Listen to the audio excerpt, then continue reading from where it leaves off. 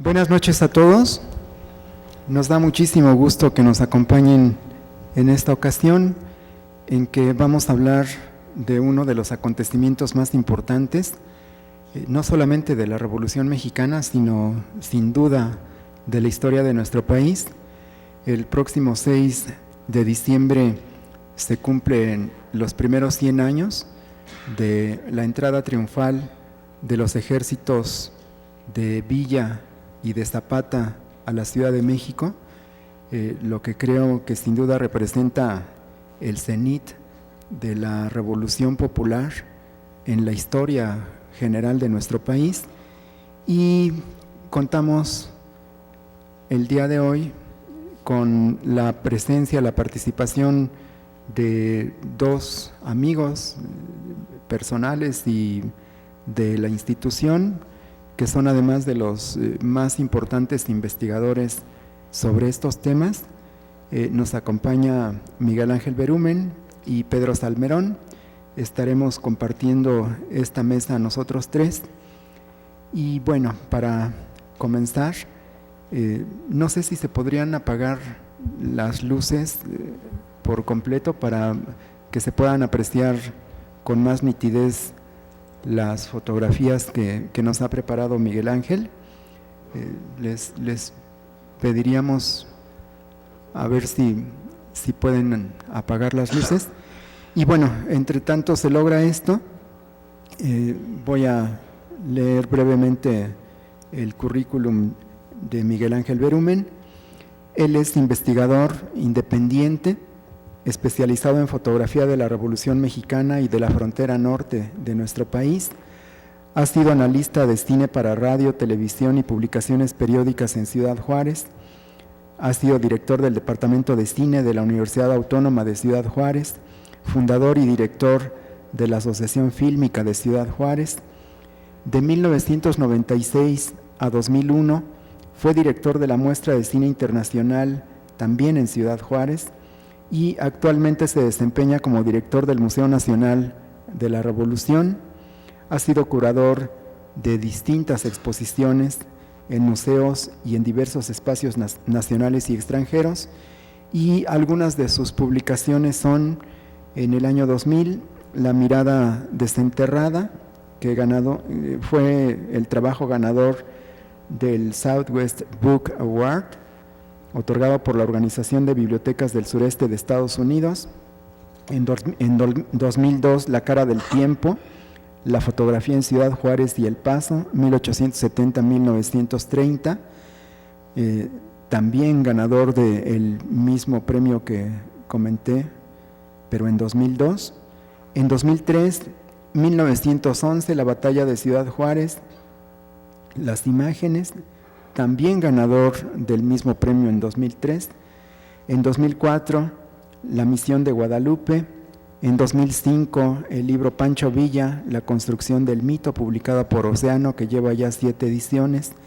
En 2009, México, Fotografía y Revolución, publicado por Lundberg, Televisa y Conaculta, que obtuvo mención especial en el Prix du Livre Historique 2010 en el Festival Le Rencontre d'Arrieux, Francia. En 2010 es coautor de La otra revolución, de Laura González, publicado por la UNAM.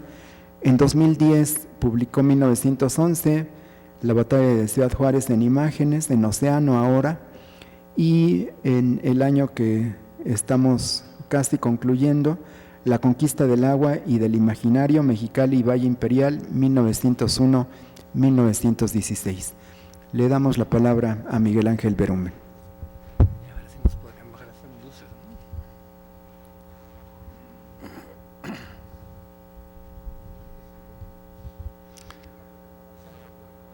¿no? Bueno, vamos a... Como voy a hablar sobre imágenes, sí me gustaría si se pudiera bajar por lo menos una luz. ¿No se podrá? Porque si no, pues no... Se las van a tener que imaginar. Lo intentamos así. ¿Las ven más o menos ahí?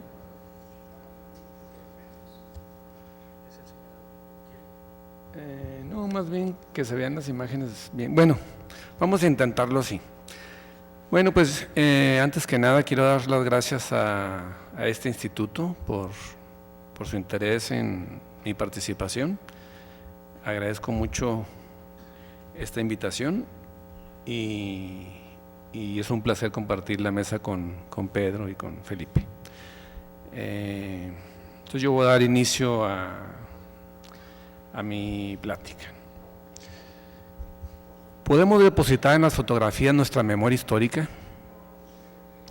Hay varias razones para suponer que la entrada de Villa y Zapata a la Ciudad de México, el 6 de diciembre de 1914, fue ampliamente fotografiada. Sin embargo, apenas se conocen unas 10 imágenes de aquel día, donde aparecen ellos, por supuesto. Esta suposición se basa principalmente en la importancia que tuvo aquel suceso histórico, pero también se puede deducir de la revisión de los fragmentos de películas que se conservan. Hay una secuencia donde se puede apreciar a más de una docena de hombres tratando de tomar fotografías de frente a los jefes revolucionarios, mientras que las columnas que encabezan estos avanzan hacia ellos. Vemos a los fotógrafos desplazarse constantemente hacia atrás de ellos, es decir, avanzan de espaldas en la trayectoria que lleva la cabalgata. Lo que queda claro después de ver estas imágenes es la dificultad que tienen los fotógrafos para lograr sus tomas. En una de las escenas se observa a un fotógrafo emplazado a su cámara creyendo tener todo listo y controlado, incluso el campo visual despejado de cualquier intruso. Pero antes de que pueda lograr su toma, ese espacio súbitamente se puebla de otros fotógrafos, jinetes y transeúntes. El fotógrafo tiene que decidirse por accionar su cámara bajo esas circunstancias o correr aún más hacia el frente de la columna para lograr una mejor toma. Esta segunda opción, que le puede dejar satisfecho, también puede llevarlo a perder todas sus oportunidades. Como vemos en la escena, el fotógrafo se decide por lo segundo, pero la multitud le cierra el paso, acorralándonos con el resto de los fotógrafos y la avanzada del contingente. El fotógrafo comprende que ha dejado pasar aquel momento histórico. La composición de elementos que cambian súbitamente bajo estas circunstancias nos habla de la dificultad para realizar una toma fotográfica y nos invita a pensar en la logística para lograr las tomas. Seguramente cada uno de los fotógrafos definió su propia estrategia. Algunos de ellos creyeron poder tomar fotografías en todo el recorrido, de Chapultepec a Palacio Nacional, como fue el caso de Casasola y Ramos.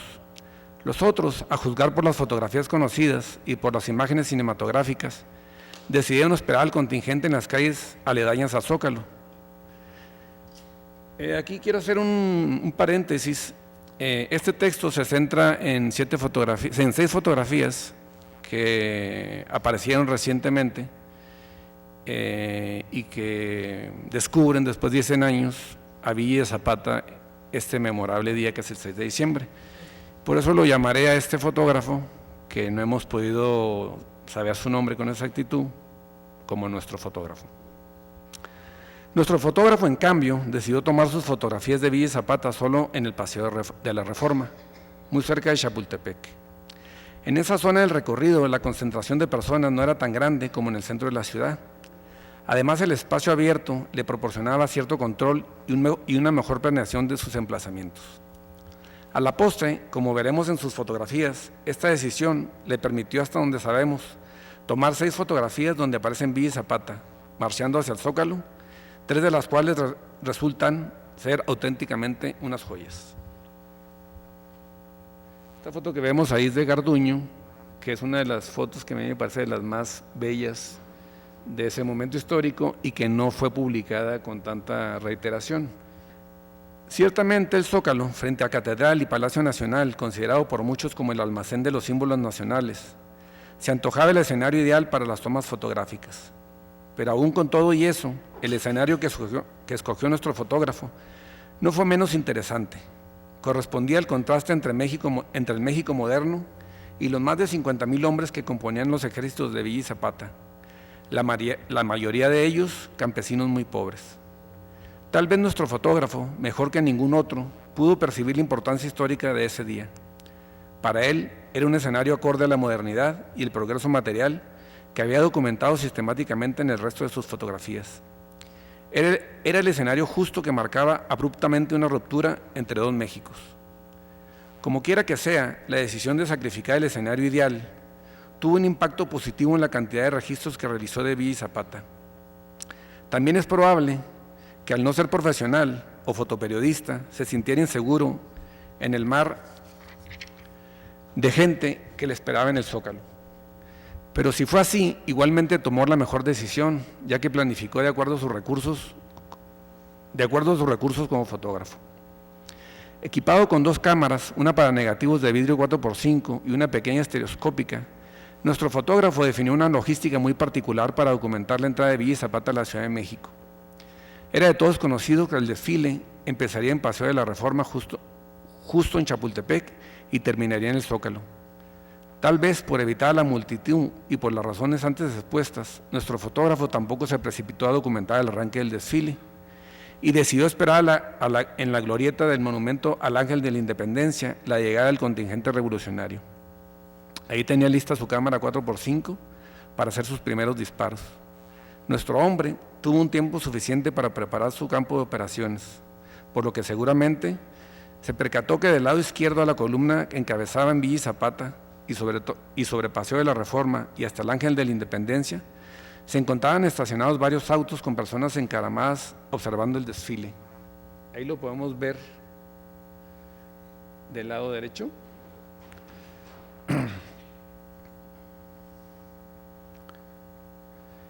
Ese hecho pudo definir que el grueso de la multitud avanzara del lado derecho siguiendo al contingente. Por lo tanto, también era un hecho que debido a que los automóviles tenían bloqueado el lado izquierdo de la glorieta, el contingente tenía que rodearla por la derecha. Saber eso no tenía mayor importancia para la primera toma, que debía ser muy abierta, pero podía significar la diferencia para lograr con éxito la segunda. La estrategia para la primera toma fue la siguiente. Nuestro fotógrafo emplazó su cámara en las escalinatas del Ángel de la Independencia, mirando hacia Chapultepec por el Paseo de la Reforma. Era obvio que en cuanto a la caballería de la vanguardia llegara al monumento, tenía que hacer un giro hacia la derecha para tomar la glorieta, momento en el cual Villa y Zapata, que venían atrás de ellos, quedaría de frente al descubierto por unos segundos, justo antes de que pudieran tomar la glorieta. Por lo tanto, ese era el momento de la toma. Sin embargo, había que esperar hasta que los 2 generales aparecieran en el único claro que le quedaba. Nuestro fotógrafo esperó el tiempo suficiente y en cuanto los tuvo a la vista, jaló el gatillo de su cámara. Aún con el cuidado de esos detalles, es probable que en esa fotografía, nuestro fotógrafo no perseguía a detalle a Villa y a Zapata. Lo que buscaba con ese disparo era pegar en el corazón del ejército popular, con el ejército popular más grande que había en América. Casasola se encontraba a unos metros de distancia de nuestro fotógrafo. Estaba metido en la curva de la glorieta, donde unos segundos después también realizó su primera toma. Esta es justamente la toma. Me voy a acercar para que vean dónde vienen Villa y Zapata. Aquí vemos a Zapata, aquí vemos a Villa. Es justo cuando van a rodear la glorieta. Pero en realidad es una toma abierta que nos habla de este contingente, de este ejército, que es una toma sin igual en las fotografías no solo del 6 de diciembre, sino de muchos momentos de la Revolución. De hecho, yo podría decir que gracias a los fotógrafos aficionados hemos ganado y hemos descubierto el tamaño de las audiencias, el tipo de las audiencias, porque los fotógrafos profesionales siempre dejan a las audiencias a sus espaldas. Así que este fotógrafo nos regala de qué tamaño y cómo se componía la audiencia. Esta es una fotografía única sobre ese momento histórico. La posición del fotógrafo en las escalinatas del monumento le permitieron hacer una toma de un plano general, un tanto elevada, que muestra con claridad el escenario de los acontecimientos. Este tipo de encuadre es atípico en la Revolución Mexicana. La mayoría de las imágenes del conflicto armado son demasiado cercanas a los personajes y a las cosas, en los cuales hay un marcado interés por darle veracidad a los hechos. Pero ¿qué hay del contexto, del teatro de las operaciones? Al igual que en muchas otras imágenes que vemos en la colección de este fotógrafo, esta es una fotografía con mucho cielo y tierra, donde los personajes principales y sus ejércitos apenas ocupan una pequeña parte del encuadre. Es evidente que este fotógrafo tenía un gran sentido de la composición y sabía seleccionar de manera rápida los mejores elementos de que disponía. La relativa elevación de este emplazamiento le garantizaba cero intromisión en su campo visual, de la parte alta de la fotografía, donde se aprecia también la inmensidad de los ejércitos. Si se fijan, acá atrás, la foto es muy buena, pero no podemos apreciarlo así pero ahí se ven. Es una toma que tiene muchos elementos que no encontramos en el resto de las fotografías. Es evidente, la relativa elevación de este emplazamiento le garantizaba cero intromisiones en su campo visual de la parte alta de la fotografía, donde se aprecia también la inmensidad de los ejércitos. Su composición nos permite ver la arboleda y el contingente en perspectiva, que se juntan en el punto de fuga con la pesada estructura del castillo de Chapultepec, como una sutil insinuación de que esa es la residencia oficial de los presidentes de México.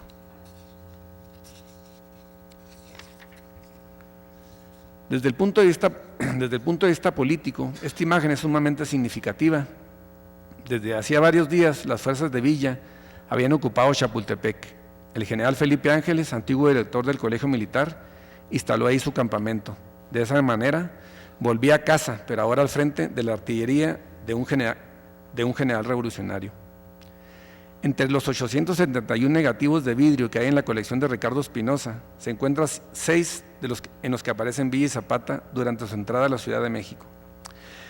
Este número de imágenes resulta verdaderamente significativo, ya que equivale a la misma cantidad de fotografías, con las mismas escenas que se han publicado de manera regular durante los últimos 100 años. En otras palabras, este hallazgo pone en nuestras manos un corpus documental tan grande como el conocido hasta ahora. De entrada, este descubrimiento nos ofrece nuevas posibilidades para el estudio de este suceso histórico. Por lo tanto, podríamos afirmar que gracias a estos documentos, como dijera Jorge Wassenberg, el pasado reaparece porque la historia nunca deja de acabarse. Para mi análisis, comparé esta serie de 6 fotografías con otras 13 tomadas por diversos autores, como Antonio Garduño, Agustín Víctor Casasola, Miguel Casasola, Manuel Ramos, Abraham Lupercio y dos turistas estadounidenses. Asimismo, también los comparé con imágenes cinematográficas que en total tienen una duración de 1 minuto y 15 segundos, que el UNAM y la Fundación Toscano publicaron en un DVD en 1985. La comparación con las imágenes conocidas resulta relevante y obligatoria si es que queremos entender la importancia de las imágenes recién descubiertas, ya que algunas de las primeras han dominado el imaginario colectivo de ese momento histórico y en buena medida de toda la Revolución Mexicana. Según el estudio que hicimos en el libro México, Fotografía y Revolución, sobre las fotografías más publicadas de la lucha armada, una de esas 13 fotografías, firmadas por Casasola, ocupa el 4º lugar, y otra más, tomada ese mismo día, pero dentro de Palacio Nacional, donde se observa a Zapata Villa en la silla presidencial, resultó ser nada menos que la más publicada de toda la Revolución Mexicana. Como vemos, la permanencia preeminente de dichas imágenes en el tiempo nos habla de su importancia. Paradójicamente, aunque Zapata y Villa fueran derrotados, estas imágenes se convirtieron en la metáfora de la Revolución triunfante. No sabemos si algunos de esos fotógrafos alcanzaron a vislumbrarlo o si acaso pensaron que realmente Villa y Zapata gobernarían México.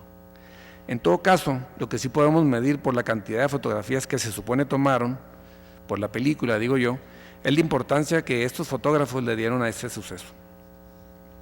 Cualquiera que hubiera sido su percepción, seguramente esa duraría muy poco, pues para finales de enero de 1915, es decir, un poco más de un mes de la entrada de Villa y Zapata a la Ciudad de México, Obregón ya había entrado de nuevo a la capital de la República, y aunque habría de salir de nuevo, meses más tarde ya había derrotado a Villa y al grueso de la División del Norte en el Bajío. Ante esa sucesión vertiginosa de hechos, ¿qué podía quedar de aquellas imágenes épicas del 6 de diciembre de 1914? Lo que es cierto es que a pesar de la hegemonía de Carranza y más tarde de Obregón, los acontecimientos y los años siguientes irían definiendo la importancia que habría de tener ese 6 de diciembre y sus imágenes en la historia de México. El tiempo se encargaría de ponerlas en un justo sitio. Fue el único recuerdo que quedó de que una revolución radical era posible. El novelista y el reportero de guerra Arturo Pérez Reverte reflexiona sobre la importancia de las fotografías a través del tiempo, más allá de la inmediatez de la toma. Lo cito: a menudo las imágenes, las situaciones y las fotos no lo son del todo hasta que llegan los acontecimientos posteriores, como si quedaran en suspenso, provisionales, para verse confirmadas o desmentidas más tarde, imágenes que el tiempo pone en su lugar, atribuyendo a unas su auténtico significado y negando a otras que se apagan solas, igual que si los colores se borraran con el tiempo. Fin de la cita. Yo agregaría que no solo las vidas de los personajes son las que completan las historias de las fotografías, sino en el caso de las imágenes históricas, son los acontecimientos políticos los que pueden definir e incluso cambiar su significado. Con la finalidad de legitimarse frente a los cientos de miles de mexicanos que creían en los principios de una revolución que había sido derrotada, es muy probable que el Estado posrevolucionario haya promovido e incluso institucionalizado en la década de los 20 este tipo de imágenes. Las visitas a Morelos de Obregón y Calles para encabezar los aniversarios luctuosos de Zapata son por demás significativas y son solo uno de los múltiples ejemplos del interés que el Estado tenía por apoderarse de la herencia ideológica y simbólica que hombres como Zapata habían dado a la lucha armada. En esta parte del análisis, que se centra únicamente en el terreno cuantitativo, lo importante no radica en lo que sabemos de la serie recién descubierta, sino en lo que sabemos de las otras, las fotografías conocidas. Datos con la cantidad y la circulación que tuvieron las imágenes conocidas nos permite valorar la importancia de las fotografías develadas. Tratándose de imágenes similares a las que han sido iconizadas, nos sentimos obligados a reflexionar sobre su importancia y sobre el paradójico y largo sueño que durmieron. En un primer momento, como decía arriba, puedo presumir que nuestro fotógrafo tuvo un interés mayor por el evento y sus protagonistas que el que aparentemente tuvieron el resto de los fotógrafos, tal vez con excepción de Casasola, que firmó 5 de las 13 fotografías mencionadas. Ahora veamos cómo también desde el punto de vista cualitativo tiene una marcada relevancia. 3 de las 7 fotografías fueron tomadas con una cámara estereoscópica que usaba placas 1 pulgada 3/4 por 4 pulgadas 1/4, y las 4 restantes con una cámara de un solo lente de placas 4x5. De estas 4, de cuyo formato hay 36 en toda la colección, 3 llamaron poderosamente mi atención. En ellas centraré el resto del texto.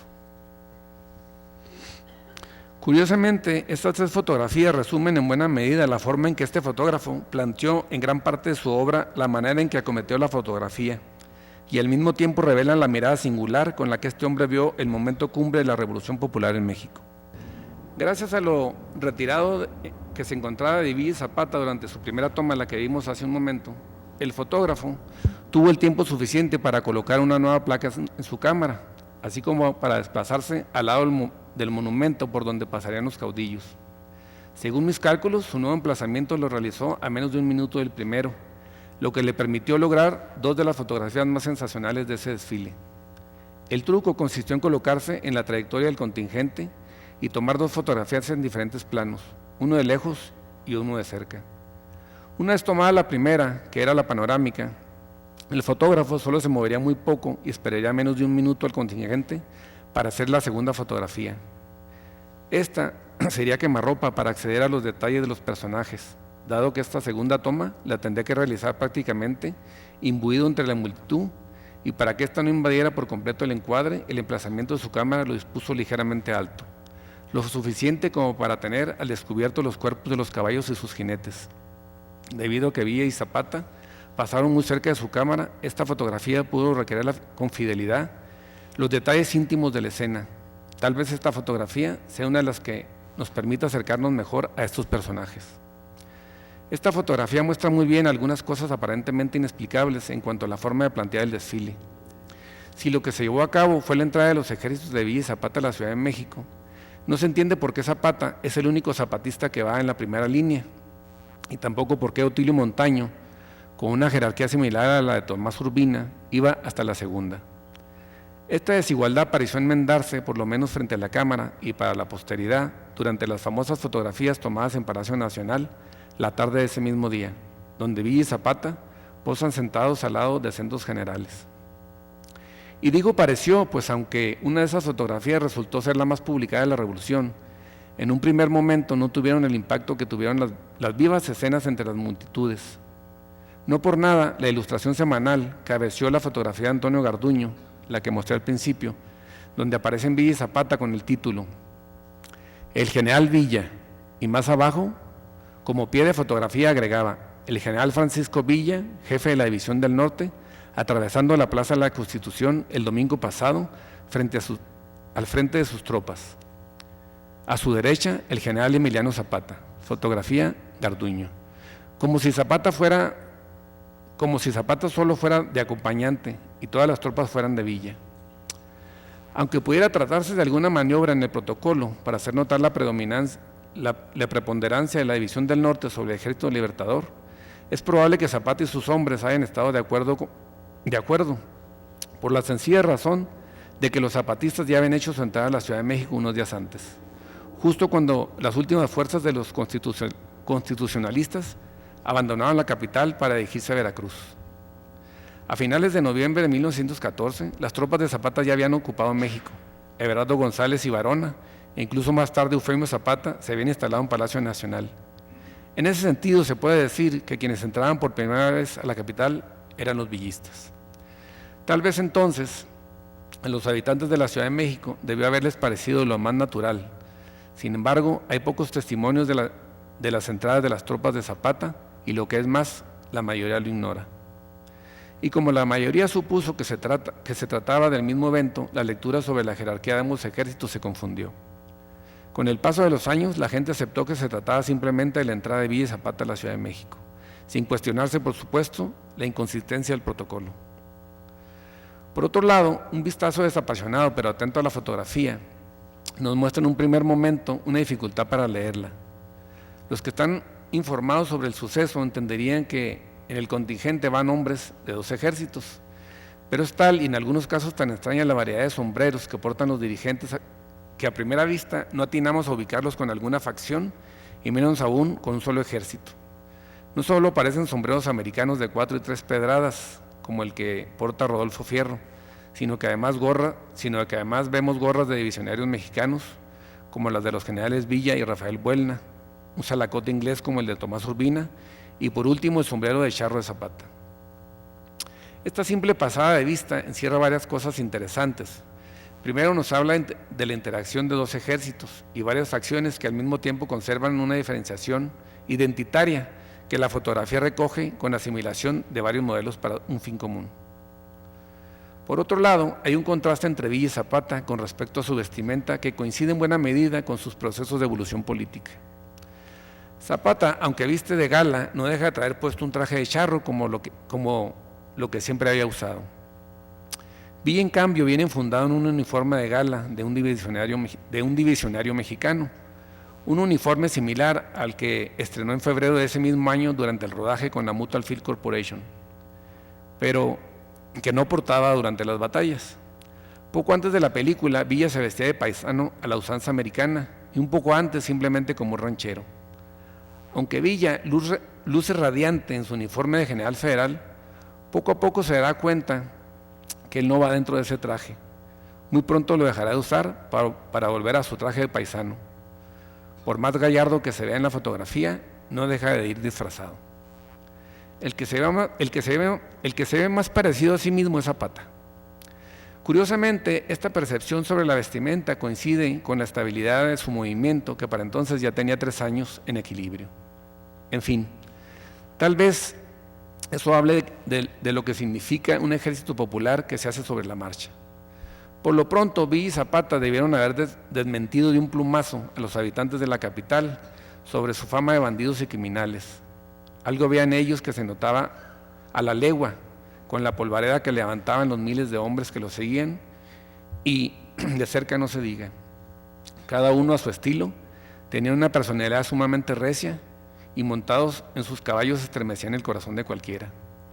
Esta fotografía los muestra suspendidos en el aire, es una especie de nube épica, henchida de victorias. Es probable que en ese instante nadie se haya acordado de la muerte, de cada uno de los muertos que les había costado llegar hasta ese día. Tal vez solo pensaban que todo había valido la pena. Seguramente la multitud de ese día, y nosotros en el tiempo, sí podemos apreciar el valor y la capacidad de indignación de estos hombres contra la injusticia que vivía nuestro país. La nitidez con la que el fotógrafo nos acerca a estos hombres los hace de carne y hueso. Nunca los ha tenido más cerca y pasaron fugaces frente a sus ojos. Sin embargo, controlando su excitación, los detiene un instante frente al corazón palpitante de nosotros, los espectadores que 100 años después acudimos emocionados hacia su encuentro. Gracias.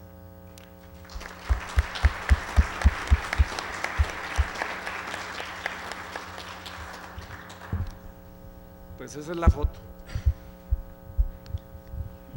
Bueno, muchísimas gracias a Miguel Ángel Berumen por esta disertación en donde nos ha mostrado material que seguramente ninguno de nosotros conocía. Le damos ahora la palabra a Pedro Salmerón. Es un amigo y muy cercano colaborador de este instituto que nos ha acompañado en varias ocasiones en los últimos 2 años.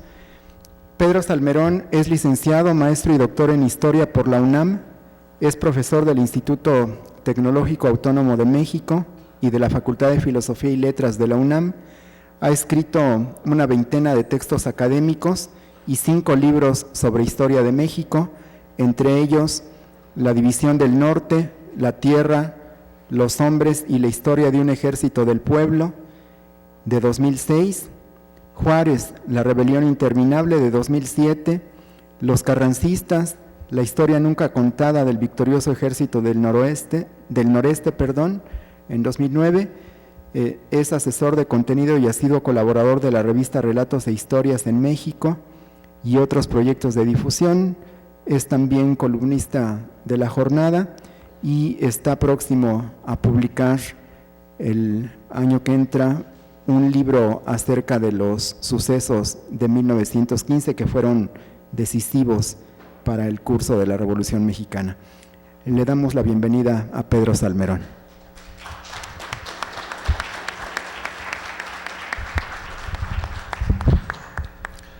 Gracias, Felipe, por la presentación y por la invitación al INERM.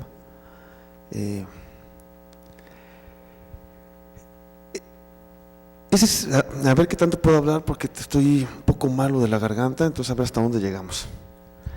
Ese 6 de diciembre, cuyas fotos que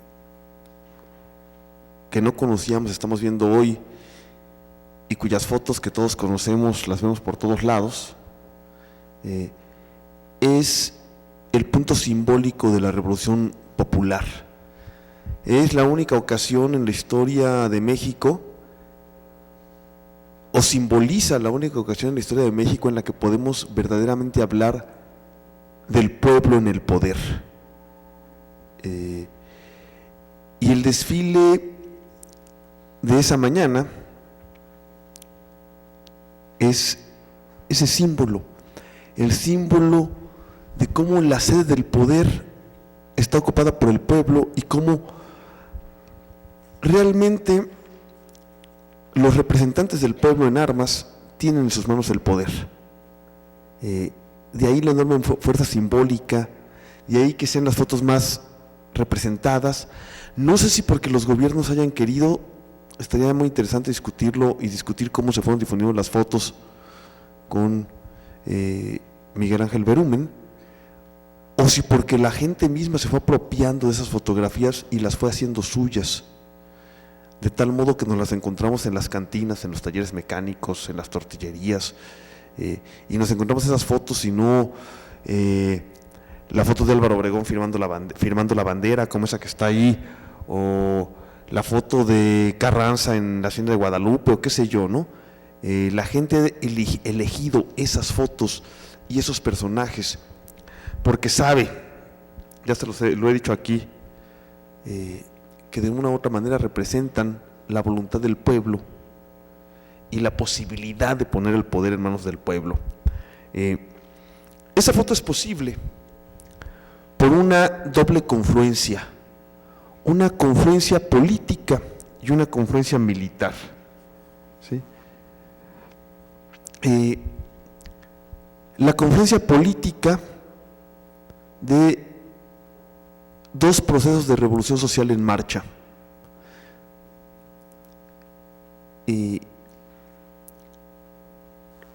Desde fines de 1913 y a lo largo de la primera mitad de 1914, en las zonas de Chihuahua dominadas por la División del Norte, se estaba instrumentando, lo he dicho aquí muchas veces, solamente lo voy a recordar, se estaba instrumentando un auténtico proceso de revolución social que inició con la confiscación de los bienes de la oligarquía por decreto del gobernador revolucionario Pancho Villa el 12 de diciembre de 1913 y la administración de esos bienes al servicio del ejército revolucionario y al servicio del pueblo que habitaba en esas zonas. ¿Sí? De eso he hablado muchas veces, simplemente lo recuerdo. No conocemos, desafortunadamente, tenemos muy pocos documentos sobre exactamente cómo funcionó la administración revolucionaria de los bienes confiscados por la División del Norte. Tenemos muy pocos indicios y los hemos buscado mucho, y entre quienes los han buscado está el historiador que quizá mejor sabe buscar en archivos de la historiografía mexicana reciente, que es Friedrich Katz. Sí, en todos los archivos posibles, sabidos y por haber, hemos buscado esa información y no existe. Podemos ya llegar a la triste conclusión de que no hay tal documentación. Sin embargo, lo poco que sabemos nos permite, lo poco que conocemos, la poca documentación, los pocos informes nos permiten saber que funcionaba, porque lo que sí sabemos, por ejemplo, que mientras a lo largo de 1915 la hambruna azota la Ciudad de México y la crisis de la economía del maíz sacude a todo el centro del país, sí sabemos que hasta después de la derrota de la División del Norte en Chihuahua no hay hambre. Sí sabemos que mientras empiezan las epidemias en el centro del país, Chihuahua está libre de epidemias.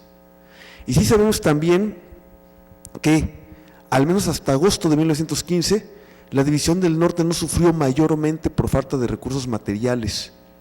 ¿Sí? Empezaría a sufrir un poco desde abril, empieza a sufrir, pero no por falta de recursos, sino por imposibilidad de conseguir ciertos elementos de guerra del otro lado de la frontera. Es decir, no les puedo decir cómo funcionó esa especie de comunismo de guerra que fue el dominio villista en Chihuahua, en Durango y en La Laguna, pero sí sabemos que era eficaz, que erradicó el hambre y que mantuvo funcionando el aparato militar villista. Sabemos mucho más, por el contrario, hay mucha más documentación sobre el funcionamiento de esta misma economía de guerra en el bando zapatista. Sabemos cómo se hizo el reparto agrario zapatista, tenemos algunos testimonios de primera mano, el más rico de los cuales sin duda es el de Marta R. Gómez, que era en aquel tiempo un joven estudiante de agronomía que formó parte de las comisiones agrarias del sur. Hay documentos sobre cómo se resolvió el problema agrario, cómo se repartió la tierra y cómo también se intentó centralizar la principal fuente de riqueza económica de la región, que eran los ingenios azucareros. ¿Sí? Entre quienes han mostrado muchos documentos y muchas interpretaciones de eso está aquí, obviamente, Felipe Ávila. ¿Sí? Pero sabemos, pues, que en agosto de 1914 ya está en marcha ese proceso. Ya se ha iniciado el proceso de reparto agrario, aunque lo fundamental va a venir después. Pero es un proceso que ya está en marcha en agosto de 1914. ¿Sí? Hay, por lo tanto, en Villa y Zapata como jefes, como personificación de dos procesos sociales y de dos ejércitos populares, una confluencia política fundamental en el sentido de que son dos ejércitos que no están prometiendo el cambio social, que lo están realizando. ¿Y por qué hablo de agosto de 14? Porque como ustedes saben, agosto de 14 es el momento en el que termina de desplomarse el Estado porfiriano. Aunque don Porfirio Díaz se haya ido desde mayo de 1911, las instituciones por él forjadas perviven casi 3 años más, y en el último periodo de la mano de un intento de dictadura militar que es el que realmente destruye la Revolución Mexicana. Entonces, en agosto de 1914 está destruido el aparato porfirista y en su lugar están los ejércitos revolucionarios. Pero el primer jefe de la revolución no tiene ninguna intención en que se generalice el proceso de revolución social encabezado por Villa y Zapata, e intenta detenerlo. Y durante 3 meses exactos, del 14 de agosto que se formaliza la caída del antiguo régimen al 14 de noviembre, hay una serie de negociaciones entre los revolucionarios que finalmente fracasan porque no hay conciliación posible entre lo que quieren los agentes populares, es decir, la revolución social, y lo que quiere don Venustiano Carranza, es decir, contener la revolución social. No hay forma de conciliar esas dos propuestas y reinicia la guerra. Entonces, estamos primero en esta confluencia política. Durante las negociaciones, las más importantes de las cuales se realizan en la ciudad de Aguascalientes a partir del día 10 de octubre, durante las negociaciones terminan de ser conscientes de su confluencia fundamental los villistas y los zapatistas. Ya lo sabían, ya sabían que existían estas coincidencias, pero es la convivencia cotidiana en la ciudad de Aguascalientes entre los jefes villistas y los delegados zapatistas que esta confluencia se hace perfectamente clara. Y a partir de principios de noviembre de 1914, villistas y zapatistas saben que pelean por una serie de objetivos comunes, que aunque todavía no terminan de saber exactamente cómo los van a llevar a cabo, ya saben que los tienen. Y esa confluencia política les permite unirse y declarar la guerra juntos a un nuevo enemigo, el carrancismo. Ahora bien, en los libros de historia y en nuestra imagen, parece que saltamos mágicamente de Aguascalientes a la Ciudad de México. ¿Sí? Y lo siguiente que nos planteamos es el desfile triunfal de Villa y Zapata en la Ciudad de México, y nos imaginamos a Carranza y Obregón en Veracruz, y la idea esta de que están arrinconados en Veracruz y que nomás falta darles un garnuchazo para tirarlos al mar, como proponía el general Felipe Ángeles para acabar la guerra. ¿Sí? Ahí hacemos una elipsis de 3 semanas. ¿Sí? Y al hacer una elipsis de 3 semanas, al comernos 3 semanas de la historia, del momento más agitado de la vida de México, un momento en el que no hay día en el que no pasen cosas, ¿sí? Hacemos una cantidad de actos de magia y de interpretación historiográfica sumamente interesantes, de los cuales ya también he hablado aquí, ¿no? Como la idea de que los villistas tenían todo para ganar la guerra, ¿sí? Como la idea de que, pues si la tenían todo para ganar y la perdieron, pues seguramente la habrán perdido por estúpidos, porque en estricto sentido no hay otra explicación, ¿no? ¿Cómo le haces, como dice el título del capítulo de Friedrich Katz de la biografía de Pancho Villa, para arrancar la derrota de las fauces de la victoria? ¿Sí? Entonces, lo que les quería contar hoy es la confluencia militar que se da en esas 3 semanas. ¿Sí? ¿Qué pasa en esas 3 semanas? Que van de la ruptura del inicio de la guerra, el 14 de noviembre, al desfile de la victoria, el 6 de diciembre. O si quieren, 2 días antes, al encuentro de Villa y Zapata en Xochimilco, el día 4. ¿Sí? Son 3 semanas. ¿Qué pasa en esas 3 semanas? ¿Sí? Lo primero que que les tengo que decir es que cuando finalmente se produce la ruptura el 14 de noviembre, ya los dos bandos están listos para ella. Tanto los constitucionalistas por un lado, como villistas y zapatistas por el otro, ya están preparados para la guerra. Y cuando digo preparados, lo digo no solo en el pensamiento, sino también en el terreno de lo militar. Carranza sabe más o menos a esas alturas con quién cuenta y ha formado un poderoso arco defensivo que José C. Valadez llamó con mucho tino la red de seguridad de Carranza. ¿Sí? Carranza estableció al general en el que más confiaba, el general Pablo González, con 20,000 hombres entre Encarnación de Díaz, Jalisco, el punto más al norte que ocupan sus tropas con respecto a las posiciones de la División del Norte, y Querétaro. Entre Encarnación de Díaz y Querétaro, Pablo González tiene 20,000 hombres listos para resistir el primer embate de la División del Norte. Y el plan de guerra diseñado por Pablo González, Venustiano Carranza y Álvaro Obregón, que he revisado los documentos y no hay duda que ese primer plan que fracasa es diseño de los tres, consiste en que estos 20,000 hombres van a ir retrocediendo lentamente ante el avance de la División del Norte para dar paso a un segundo arco defensivo. Este segundo arco defensivo está formado por otros 20,000 hombres que tiene Álvaro Obregón en la Ciudad de México, apoyados por 7,000 que hay en Toluca y más de 12,000 que hay en Puebla, más la última reserva, que son 6,000 soldados de Cándido Aguilar en Veracruz. Y entonces defender la Ciudad de México, y hay un diseño de defensa de la Ciudad de México,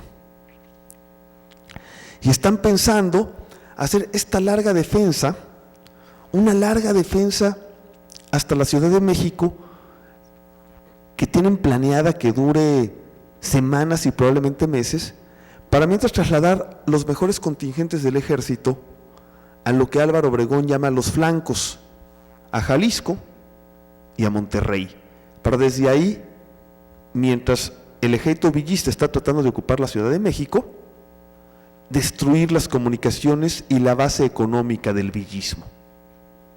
Este es el plan trazado por Obregón, González y Carranza. Ese plan, a fines de noviembre, Álvaro Obregón lo tira a la basura y tiene que diseñar otro que tampoco funciona, y es un tercer plan que diseña Obregón el que finalmente le funciona. ¿Por qué tira Obregón ese plan a la basura? Porque todo lo que habían diseñado como estrategia defensiva se desbarata. De hecho, no en 2 semanas, sino en 4 o 5 días. ¿Sí? Y eso es, insisto, lo que quiero contar. Obregón, pues, se había preparado para esto. Ahora, ¿por qué hay 20,000 hombres en la Ciudad de México? Como siempre se nos olvida el zapatismo. Siempre que hablamos de la historia militar, se nos olvida que también pelean los zapatistas. Hay 20,000 hombres en la Ciudad de México porque hay 14,000 soldados de caballería de Lucio Blanco que custodian las entradas a la Ciudad de México en un arco defensivo que va desde Tacubaya hasta Milpalta, frente al Ejército Libertador del Sur. ¿Sí? Esto ya de entrada nos habla de que en la estrategia de la época tiene la misma importancia ofensiva la División del Norte que el Ejército Libertador del Sur, porque el mando supremo carrancista les dedica a ambos la misma cantidad de hombres. ¿Sí? 20,000 frente a Villa, entre Encarnación de Díaz y Querétaro, 20,000 frente a Zapata, en el arco defensivo del Valle de México y en la Ciudad de México. Y en ambos casos como apoyo las fuerzas de Toluca y de Puebla. Y desde el 14 de noviembre hay una ofensiva permanente del zapatismo que va aniquilando las posibilidades de defensa de la Ciudad de México. Todo el plan diseñado por Obregón, González y Carranza para defender la Ciudad de México va siendo aniquilado sistemáticamente por los zapatistas que van ocupando las posiciones estratégicas de entrada al valle y que están a punto de… Obregón finalmente decide la salida de las fuerzas que le quedan rumbo a Puebla, cuando los zapatistas están a punto de cortar la vía de escape para Puebla y Obregón se da cuenta que puede quedar cercado por los dos ejércitos en la Ciudad de México y sale de la ciudad, no porque la abandone graciosamente porque no le interesa, sino porque está a punto de quedar copado en ella. Y es por eso que son los zapatistas, como bien dijo Miguel Ángel hace rato, los que ocupan la Ciudad de México. En efecto, la entrada de los zapatistas es anterior. No hay un desfile de victoria porque hay una carta muy interesante de Zapata a Villa, en la que Zapata, que ya había estado en Palacio Nacional, le escribe a Villa y le dice que no piensa hacer un desfile de la victoria hasta que no llegue Villa y puedan realizar juntos el desfile. ¿Sí? Por eso Zapata no hace un desfile triunfal, pero ya está la ciudad en manos de los zapatistas. Entonces, por un lado ocurre eso, se complica con otra historia que no voy a contar ahora, pero que menciono, que es la vacilación del jefe de la división de caballería de que hablaba hace rato, el general Lucio Blanco, que aparentemente no sabe si está con melón o con sandía, juega con unos, juega con otros, duda, y eso complica aún más las decisiones de Obregón, pero la verdad es que es el asedio permanente de Zapata, porque siempre que se hablan de las dudas de Lucio Blanco, nunca se pone en tela de juicio que Lucio Blanco conduce la campaña militar contra el zapatismo durante todos esos días. Nunca le abre las puertas al zapatismo Lucio Blanco. Entonces él está jugando a lo político, pero sus tropas están cumpliendo la misión encomendada por Obregón. Ahora bien, eso es lo que ocurre desde el sur. ¿Qué ocurre desde el norte? Pablo González, que tiene muy mala fama como jefe militar, una mala fama inmerecida, había conducido un año y medio antes, en 1913, una campaña militar contra la principal ofensiva federal en tiempos de la Revolución Constitucionalista. ¿Sí? Victoriano Huerta considera que el enemigo a vencer es Carranza, que si destruye el núcleo carrancista, desaparece la revolución, y lanza las mayores contingentes militares contra Carranza en marzo, abril, mayo y junio de 1913. ¿Sí?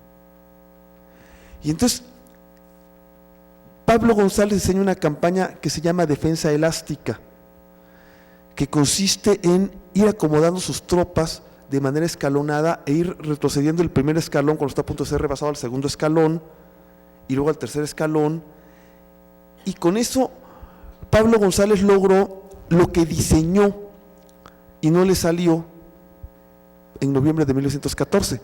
Pablo González logra que un solo frente de guerra atraiga sobre sí la mayor cantidad de fuerzas operativas del Ejército Federal, lo cual permite que se fortalezcan los otros frentes de guerra, ¿sí? Particularmente Sonora, pero también otros, y luego Pablo González simplemente elude el cerco federal y va a aparecer en Tamaulipas. ¿Sí? Y esa forma de defensa paulatina, elástica, escalonada, que además está en los manuales de guerra de la época, Pablo González la había hecho muy bien. Y entonces está pensando hacerla de la misma manera en el Bajío frente a la División del Norte. De tal modo que hay una primera serie de batallas del Bajío que, como hacemos esta elipsis, si nos vamos de Aguascalientes a la Ciudad de México, ni siquiera hablamos de ellas, nos las comimos, sí, desaparecieron de la historia.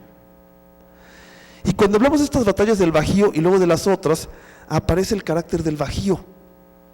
El Bajío es la primera frontera. ¿Sí? El Bajío no era territorio agrícola mesoamericano, sino era territorio de agricultura estacional seminómada. Si no está ocupado por indígenas sedentarios mesoamericanos, sino por grupos otomís y chichimecas, nómadas o seminómadas. De tal modo que no hay una concentración de pueblos como la hay en Morelos, o en Guerrero, o en el Estado de México, sino apenas algunas pequeñas aldeas sedentarias. Y la ruta de las ciudades del Bajío, una vez que uno sale de la región de Tula, una vez que uno sale del actual estado de Hidalgo, es una muestra de que lo que realmente son las ciudades del Bajío son puntos en el camino a una jornada de distancia uno del otro. ¿Sí? Es la primera parte del Camino de la Plata. ¿Cuánto es una jornada de distancia? 50-60 kilómetros más o menos. De tal modo que de Tula a San Juan del Río es una jornada, de San Juan del Río a Querétaro es una jornada, de Querétaro a Celaya una, de Celaya a Irapuato otra, de Irapuato a León una más, de León a Encarnación de Díaz otra, y finalmente otra jornada de Encarnación de Díaz a Aguascalientes. Y es sobre esta ruta vieja sobre la que establece esta línea de defensa Pablo González, y Pablo González establece 3,000 hombres en Encarnación de Díaz y 7,000 más en León, esperando que los 3,000 retrocedan rápidamente hacia León y allí hacer la primera gran defensa. Con lo que no cuenta Pablo González es que Pancho Villa no es un general del ejército federal, que Pancho Villa es Pancho Villa. Que Pancho Villa veía los 3,000 hombres que tiene el general Teodoro Elizondo en Encarnación de Díaz y dice, ¿y esos me los sirvieron de desayuno o para qué los quiero? ¿Sí? Y Pancho Villa, en lugar de atacarlos de frente como atacaban los federales, los rodea, los divide de las fuerzas que están en el resto de la famosa defensa elástica de Pablo González. Cuando los rodea, cuando Teodoro Elizondo se da cuenta, ya no puede hacer nada, y cuando Pablo González se da cuenta, está en San Juan del Río y se da cuenta día y medio después del desastre. O sea, lo que no sabe Pablo González es que Pancho Villa no se mueve lentamente y posición por posición como dice el manual de los federales, sino que es imaginativo y audaz. Y el primer día, el 14 de noviembre, lanza sus fuerzas, flanquea a Teodoro Elizondo, lo deja aislado, ataca a León, pone a Jacinto B. Treviño, jefe de la posición de León, a correr como conejo hasta Irapuato. Teodoro Elizondo se da cuenta que está solo con 3,000 hombres en medio de 25,000 o 30,000 villistas y hace lo que todo jefe militar hace en esas condiciones, se rinde. ¿Sí? Y de ese modo, la brillante, porque era brillante y porque tenía mucho mérito en campaña, la brillante tercera división de caballería del noreste cae sin combatir, completita en manos de Villa. Y la segunda línea de defensa, León, está desocupada en medio de un desastre total en el que nadie sabe quién manda, en el que pierden los trenes, la mitad de la artillería y echan a correr. Y al echar a correr hacia León, los que están en Irapuato empiezan a destruir la vía y no saben qué hacer. Pablo González llega a tratar de poner el desorden y a lo mejor hubiera podido arreglar el desorden si en lugar de Pancho Villa enfrente hubieran estado los federales. Porque Pancho Villa no se para ni un momento. De tal modo que 4 días después de haber ocupado Encarnación de Díaz, está en Querétaro. Y de los 20,000 hombres de Pablo González, quedan 10,000. Y lo peor es que casi sin combatir. O sea, de pronto, unos jalan para un lado, otros jalan para otros. Por ejemplo, Alberto Carrera Torres con 5,000 hombres queda aislado por las maniobras de Villa, ni siquiera es combate, una serie de maniobras que yo les podría dibujar en el mapa. Y entonces Alberto Carrera Torres, en lugar de replegarse hacia Querétaro, porque ya está copado el camino hacia Querétaro, se fuga hacia el altiplano potosino tamaulipeco, donde está unas semanas sin saber de qué lado jalar y luego finalmente se decide por el convencionismo. Y Pablo González entonces da la orden de repliegue total hasta Pachuca, pensando que Pachuca está lo suficientemente lejos para poder poner orden, tratar de entender qué pasó y salvar lo que le queda del ejército. Y probablemente de Pachuca la lógica dicta irse a Puebla, donde está la mayor concentración de fuerzas de esa región. Es en ese momento que Álvaro Obregón decide que Lucio Blanco decide que no sabe con quién está, muy oportunamente, que Álvaro Obregón decide la evacuación de la Ciudad de México, ya a punto de ser cercado por los zapatistas.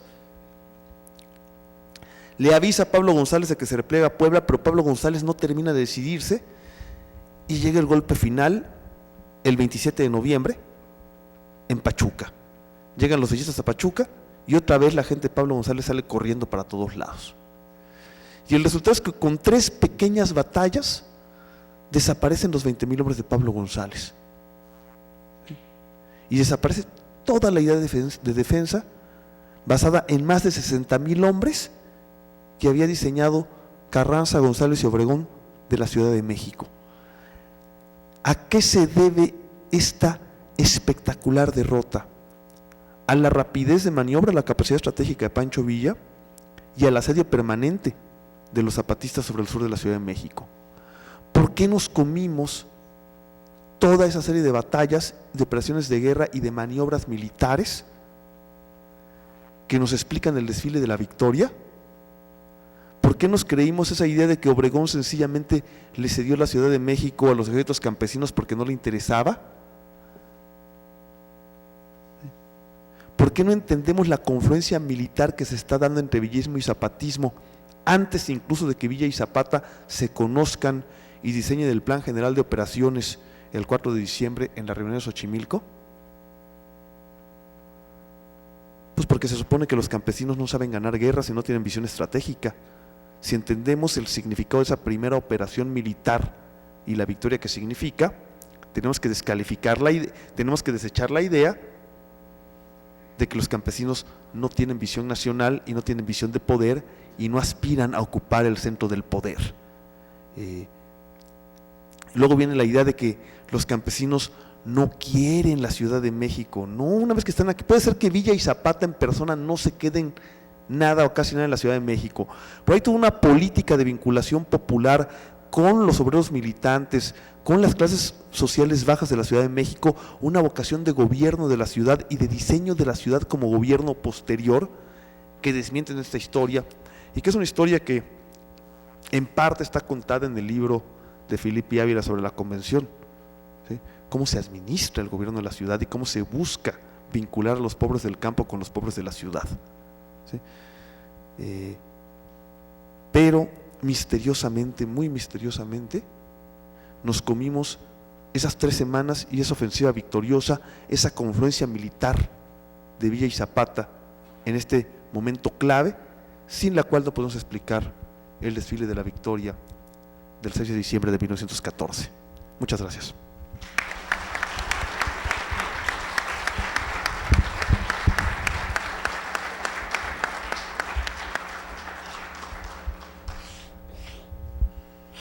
Bueno, muchísimas gracias a Pedro Salmerón por esta interesante exposición acerca de cómo es que llegaron a la Ciudad de México los ejércitos campesinos de la División del Norte y del Ejército Libertador del Sur.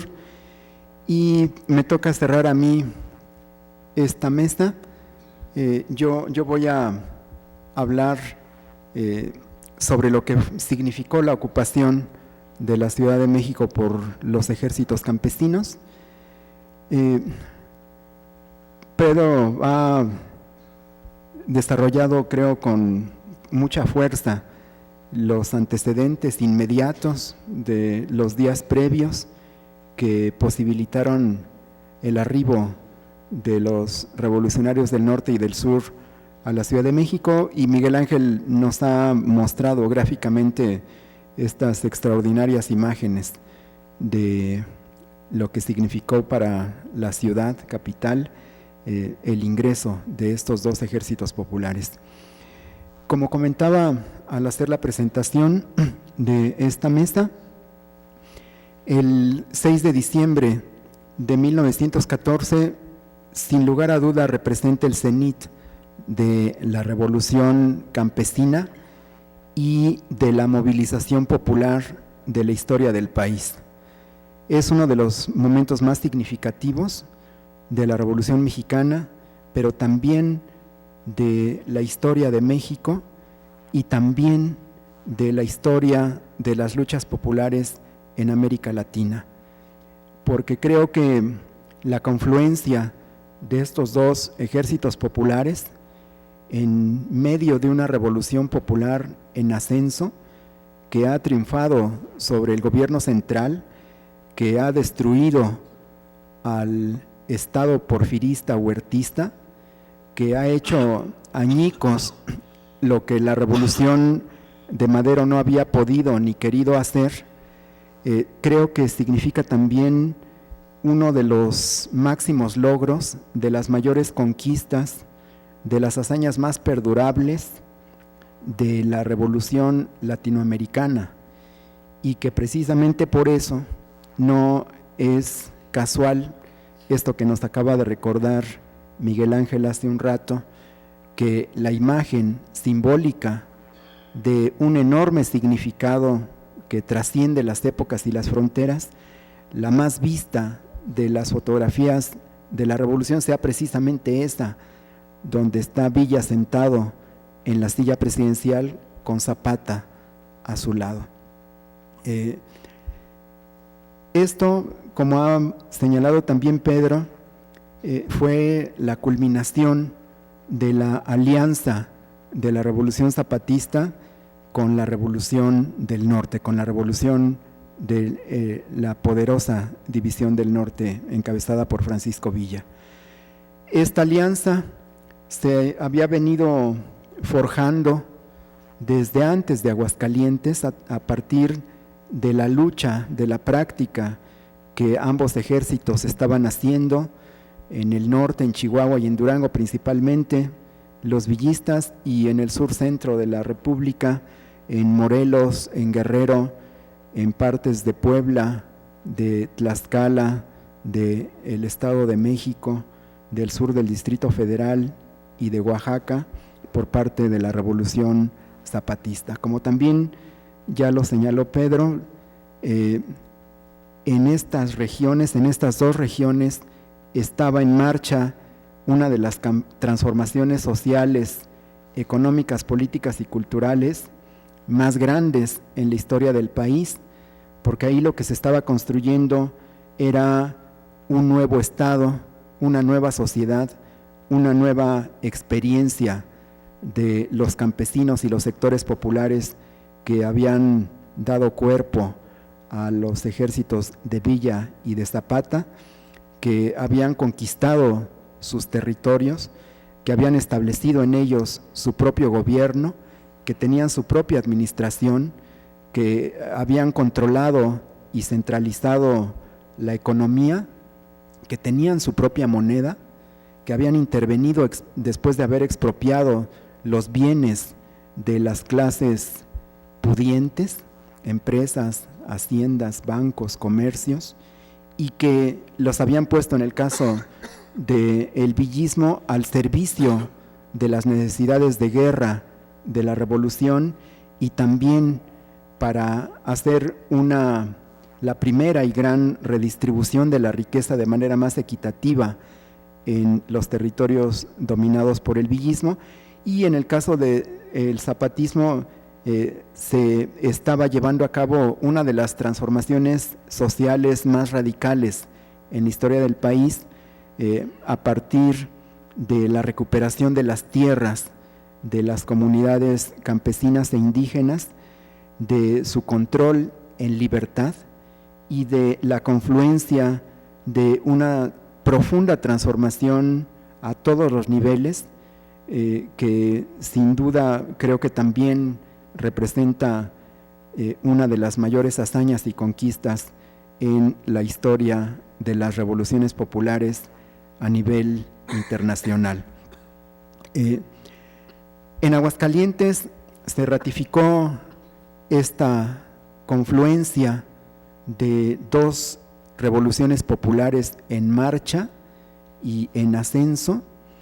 Fue explícita la alianza entre el villismo y el zapatismo. Recuerdan ustedes que quien propuso invitar a los zapatistas a la convención fue precisamente la División del Norte, a través de Felipe Ángeles y de Roque González Garza. Felipe Ángeles encabezó la comisión de la convención que se trasladó a Morelos a invitar personalmente a los zapatistas. Se reunieron con Emiliano Zapata y con sus principales generales y asesores. Zapata les expresó desde esta primera reunión que él y sus generales ponían dos condiciones para poder incorporarse a la convención. La primera de ellas, que la convención aceptara el Plan de Ayala como programa de gobierno de la convención, y la segunda, que se decidiera hacer a un lado, quitarle el poder que detentaba Venustiano Carranza.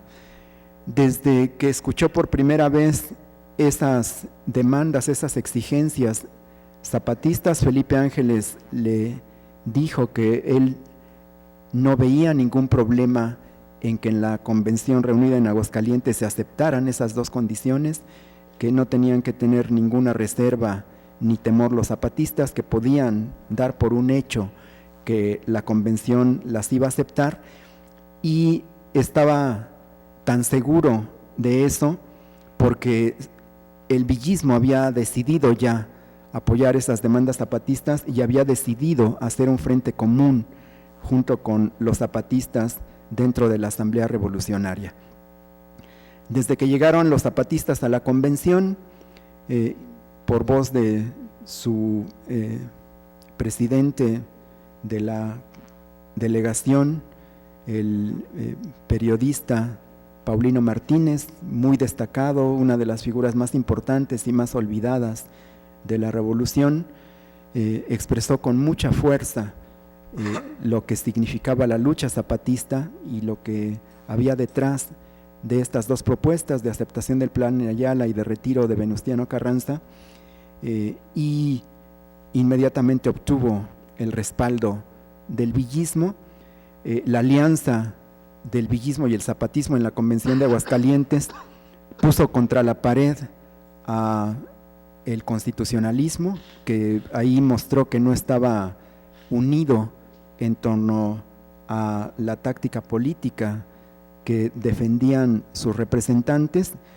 Comenzaron a mostrar fisuras, pero estas fisuras, estas diferencias y estas distintas personalidades que buscaban influir para suceder a Venustiano Carranza, para ver si era posible que alguno de ellos lo relevara en el poder, se hicieron todavía más evidentes y llegaron al punto de la fractura por la fuerza de la unión de la Revolución Campesina, por la alianza evidente, explícita, con mucha fuerza que se estaba demostrando en Aguascalientes entre la Revolución del Norte y de la Revolución del Sur. Esa alianza, esa unión, ese intento de unificar a la Revolución del Norte con la del Sur, logró romper la unidad y la resistencia constitucionalista, logró impedir que quedara como presidente de la convención, como era la intención de los constitucionalistas que tenían mayoría en la asamblea. Lograron impedir por el veto zapatista que que Antonio I. Villarreal fuera electo presidente interino de la República por la convención, y fue el veto zapatista apoyado por el villismo lo que hizo que se tuviera que sacar a un candidato alterno de última hora mediante hábiles maniobras políticas de Álvaro Obregón, que llevaron a que se eligiera a Eulalio Gutiérrez como presidente provisional de la República. Ante estas decisiones, como todos ustedes recuerdan, el primer jefe, Venustiano Carranza, no hizo más que confirmar las reservas y la oposición que había tenido desde el principio a la Asamblea Revolucionaria.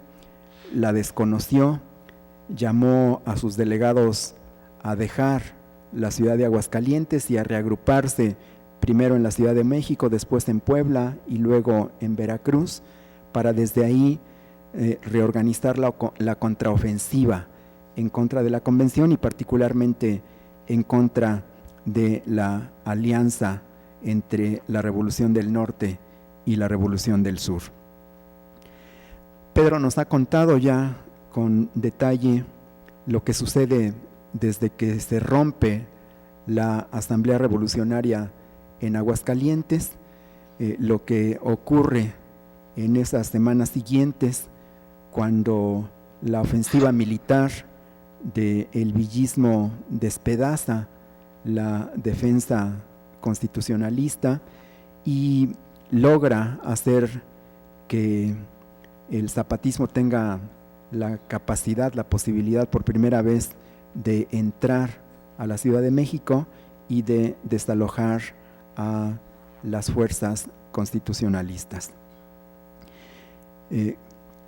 Villa y Zapata se reúnen en Xochimilco el 4 de diciembre de 1914, también en otro de los grandes y significativos eventos históricos de la Revolución Mexicana, en donde se ponen de acuerdo no solamente en la entrada a la capital de manera conjunta, sino sobre todo establecen una alianza política y militar para enfrentar conjuntamente a el enemigo constitucionalista. 2 días después tiene lugar el ingreso, esto que nos ha mostrado Miguel Ángel con estas espléndidas fotografías de los ejércitos de Villa y Zapata desfilando triunfalmente por el centro de la Ciudad de México, uno de los desfiles más admirados, más vistos, que ha generado mayores expectativas y esperanzas en buena parte de la población capitalina, que como también se ha señalado ya aquí, era la primera vez que tenían la oportunidad de conocer en persona a estas dos leyendas vivientes que eran ya en esos días Emiliano Zapata y Francisco Villa, los dos líderes populares más carismáticos y más populares de la revolución, y acerca de los cuales la población capitalina los conocía indirectamente a través de los reportajes, de las noticias, de las imágenes, de las caricaturas, de los artículos que la prensa de la Ciudad de México había hecho sobre estos dos caudillos y sobre sus respectivos movimientos desde 1911.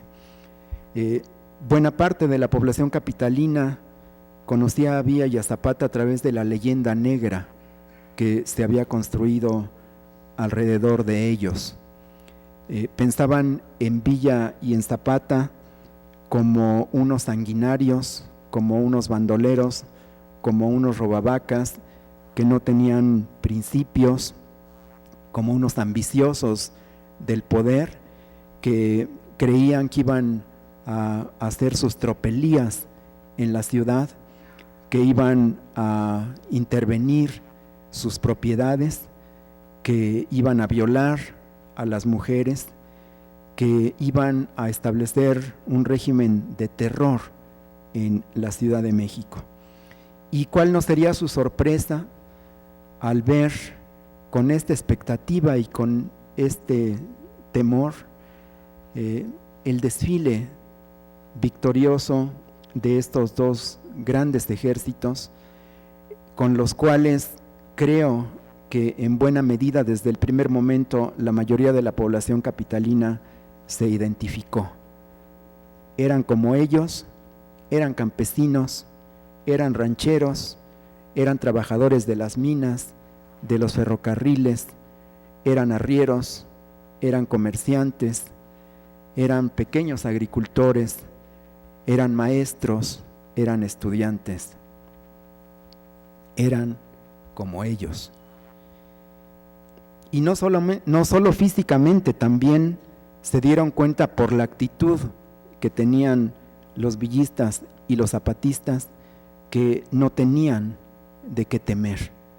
Y esta es otra de las grandes falsedades y mentiras historiográficas que se han construido alrededor de la revolución, y particularmente de la revolución campesina y de la que representaron Villa y Zapata, porque buena parte de los testimonios que se han recogido en la mayoría de las historias de la revolución se refieren a el pacto de Xochimilco y a lo que hicieron los villistas y los zapatistas cuando estuvieron en la capital de la República en diciembre y enero, en diciembre de 1914 y enero de 1915, como una etapa de terror.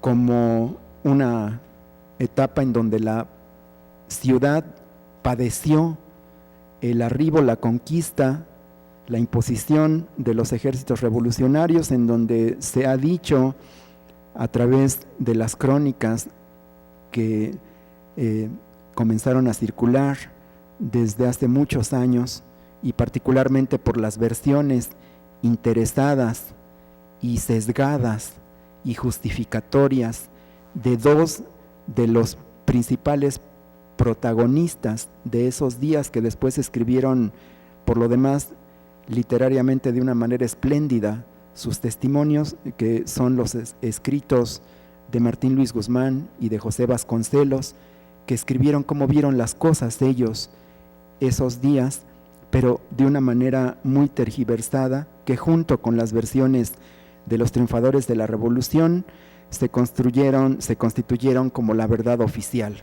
como el canon historiográfico acerca de la ocupación de la Ciudad de México por la Revolución Campesina.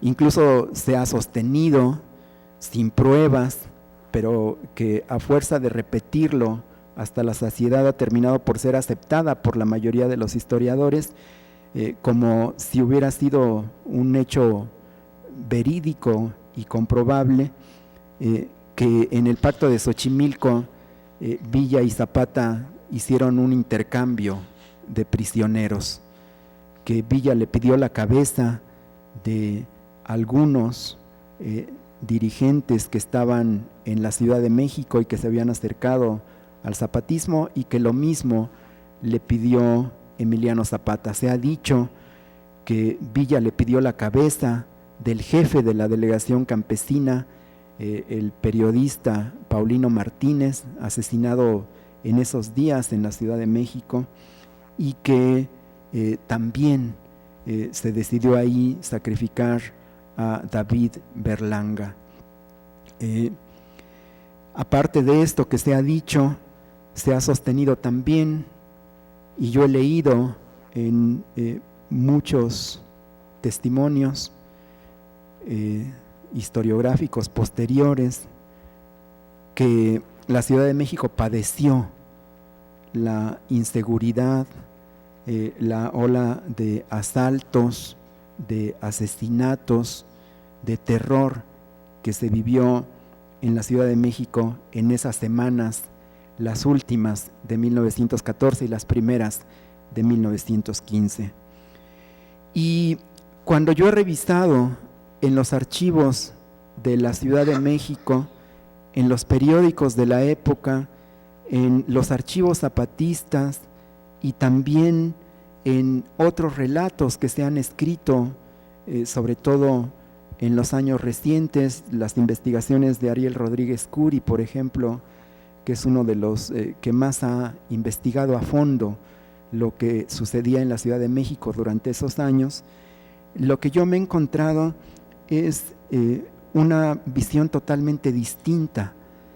La Ciudad de México, y particularmente su población mayoritaria, los sectores pobres, que eran en buena medida campesinos o grupos rurales que vivían del campo, de la periferia de la ciudad, y los sectores más urbanos constituidos por trabajadores, por artesanos, por empleados, por distintos grupos sociales, no solamente se sorprendieron de la actitud de respeto de los revolucionarios del norte y del sur que estaban aquí en la capital, sino que se sintieron identificados también con las propuestas zapatistas, con las propuestas villistas, con los discursos que hicieron algunos de sus dirigentes en la ciudad, con el apoyo que le dieron desde el gobierno de la convención a los movimientos de huelga, a las demandas salariales, pero sobre todo con las medidas que pusieron en práctica para que la extrema escasez de víveres, de alimentos que comenzó a padecer la ciudad en esos días, una ciudad que estaba estrangulada por una guerra civil en la cual los grandes contingentes militares habían tomado sus respectivas posiciones y habían establecido sus frentes de guerra que habían dejado a la ciudad en medio, sin sus fuentes de abastecimiento primario normales.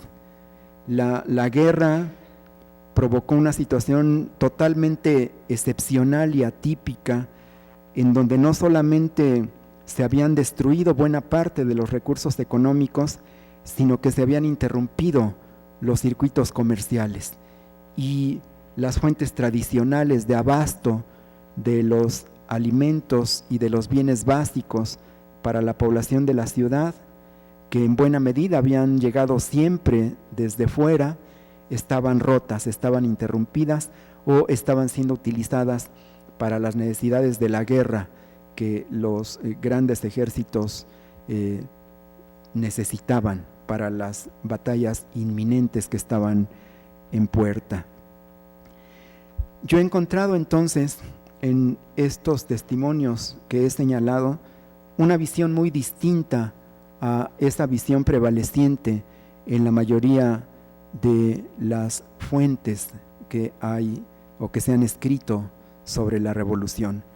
Yo he visto una cercanía, una simpatía, un acercamiento, un apoyo manifiesto hacia lo que significaba la revolución campesina, que estaban viendo por primera vez en vivo y en directo.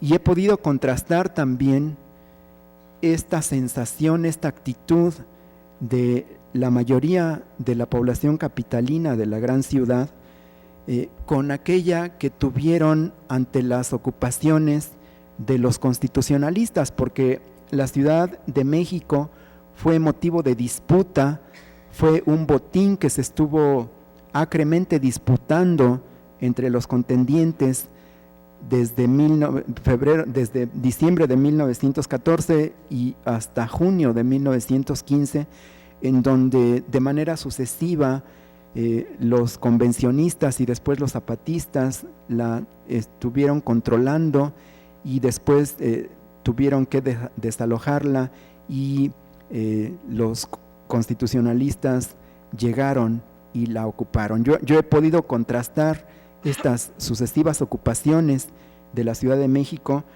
y son muy distintas las experiencias que se muestran, que se exhiben en los archivos y en los periódicos de las ocupaciones villistas y zapatistas con las ocupaciones constitucionalistas. Las constitucionalistas provocaron mucho mayor rechazo, hubo medidas que afectaron, que disgustaron a sectores de la población capitalina y no solamente de los sectores acomodados o de los vinculados a la Iglesia Católica.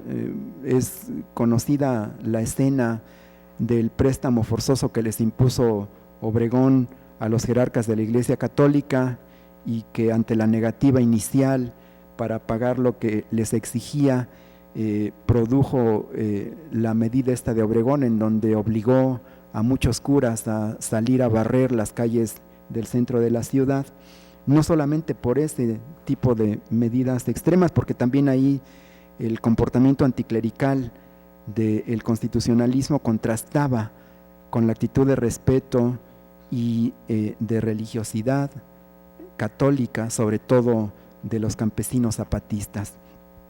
Digo, pues es muy significativa y evidente la diferencia de actitud que tuvo la mayoría de la población de la ciudad ante las ocupaciones de Villa y de Zapata, con las cuales no me queda duda que se identificó mucho más, y con el rechazo que tuvo ante las ocupaciones y algunas de las medidas impuestas por el constitucionalismo. Y también quiero señalar cómo a pesar de esto, de esta identificación, de esta empatía, simpatía que hubo entre la Revolución Campesina y este comienzo de una alianza entre la Revolución Campesina con los sectores urbanos de la gran capital, un proceso que no pudo consolidarse, que no cuajó. También hubo dificultades, es indudable, no se pueden negar. El gobierno de la convención no era representante fiel de lo que significaba el proyecto zapatista y el villista. Estuvo en un primer momento en manos de un sector que resultó hostil a esta alianza de la Revolución Campesina y que la saboteó desde dentro. El gobierno de la convención, en su primera etapa, encabezada por Eulalio Gutiérrez, de manera abierta se puso del lado de los enemigos de Villa y de Zapata y estuvo haciendo lo posible por corroer desde dentro los esfuerzos que hacían para enfrentar a los constitucionalistas. Pero incluso los siguientes dos gobiernos de la convención, encabezado el primero por Roque González Garza, el representante personal de Pancho Villa, y el segundo por Francisco Lagos Cházzaro, fueron gobiernos bastante ineficaces, que pudieron hacer muy poco para aliviar las necesidades de la población capitalina. Y no solamente por sus posturas ideológicas, algunas de ellas muy conservadoras y moderadas de algunos delegados villistas, que creo que Pedro tiene razón al señalar que no representaban al villismo popular, que era otro sector del villismo ahí representado, pero no solamente por eso, sino porque creo que lo que también quedó demostrado muy pronto fue que el gobierno de la convención no era el poder real que estaba en disputa en esos momentos en la revolución. El poder real lo tenían Villa y Zapata, lo tenían los jefes campesinos, lo tenían sus gobiernos en sus zonas de influencia. Eso era lo que estaba en guerra en esos meses en la República, y el destino de la revolución no se definió aquí, no se definió en el centro del poder político y económico, se definió en los campos de batalla. Y esto es algo que seguramente estaremos analizando próximamente en estos espacios. Por mi parte es lo que les quería expresar hoy. Muchísimas gracias por su atención.